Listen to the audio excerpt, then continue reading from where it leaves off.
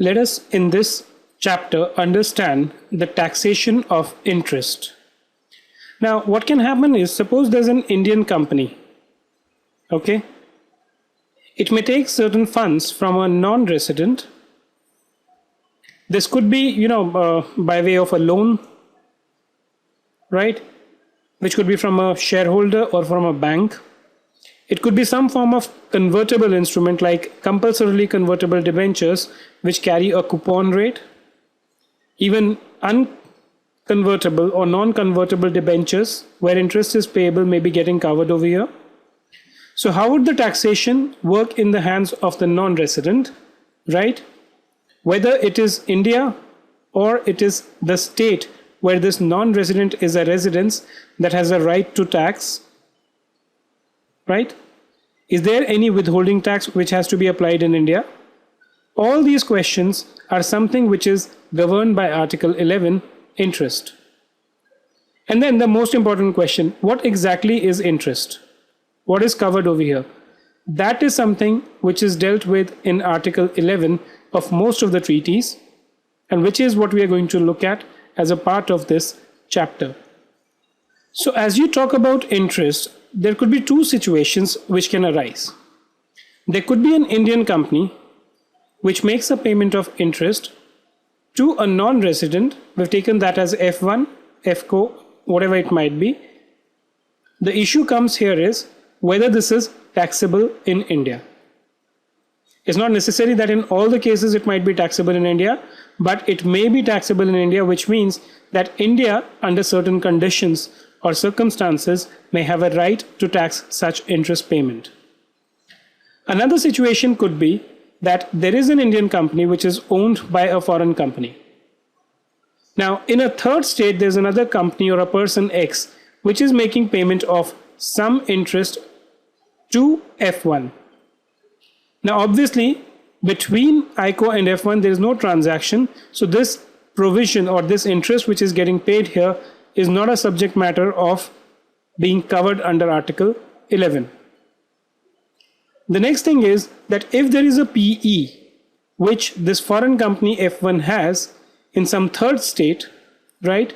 If there is some interest payment which is made by F1 which is attributable to the operations of the PE, then also it is not something which is taxable in India. So Article 11 is not applicable to the interest paid in third contracting state, which is by X, right? Or to a PE of F1 in other state, right? So even if F1 were to pay some amount of interest in this particular country, in the state of residence, which is attributable to the PE, it will not be something which will be covered as a part of Article 11. So what are some of the key components, some of the key aspects which impact or which are to be considered or which are to be answered when we look at the taxation of interest under Article 11? The first one is, what is the right of state of residence to tax such interest? So let's say if I am talking about the India-US treaty, what is the right which US has in case a company is a tax resident of US to tax the interest which is paid by an Indian company to a US resident? Now obviously, what is also the right of India or the source state to tax such interest? And what is covered under interest? Or what is excluded from interest?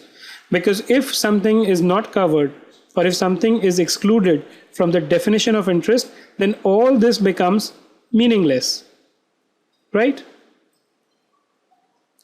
If there is a PE in India which the non-resident who derives interest income has, is it going to impact the taxation of interest? I mean, will it be taxable under Article 11 or will it be taxable under Article 7? Source of interest. That is important. And whether the interest which has been paid is at an arm's length or not. Why this is relevant is that if the interest paid is more than arm's length, then the deduction of the Indian company is restricted. At the same time, most of the treaties also provide that if what is derived is more than arm's length, than the excess. So let's say someone were to receive an arm's length interest of $10. He gets not 10 but $12 as income.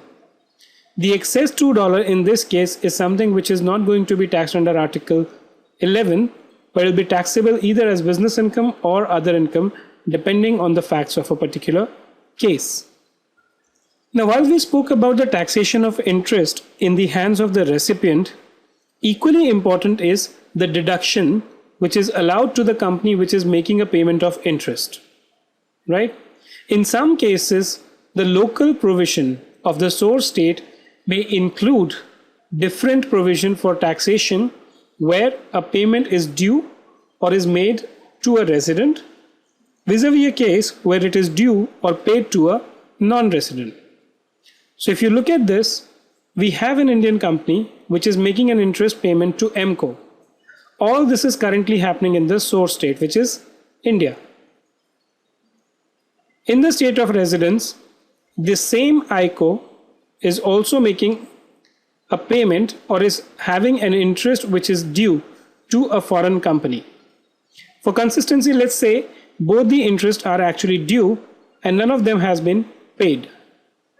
What if interest due to the foreign company is not allowed, but the interest due to the MCO, which is an Indian company, is allowed? Why? Because the interest to FCO has not been paid. In such a case, one can actually go and claim the benefit of the provision relating to non-discrimination, right? And the allowance may be claimed by ICO for interest paid to FCO also, right?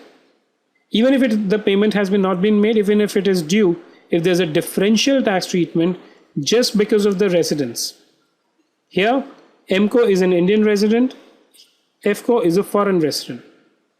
If there are conditions on non-deduction which are different or adverse for a non-resident, they can go and claim the benefit of the non-discrimination clause in the treaty to claim a deduction based on the same principles which are applied to a resident.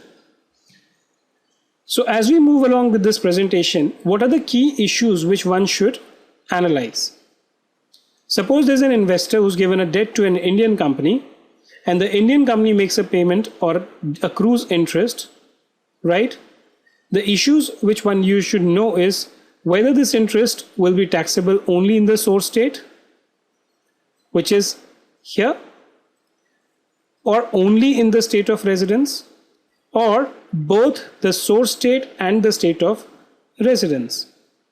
What is interest, right? And then whether only interest paid should be taxed in the hands of the investor, or even the interest remaining unpaid should be taxed. All these are something which we are going to see as a part of Article 11.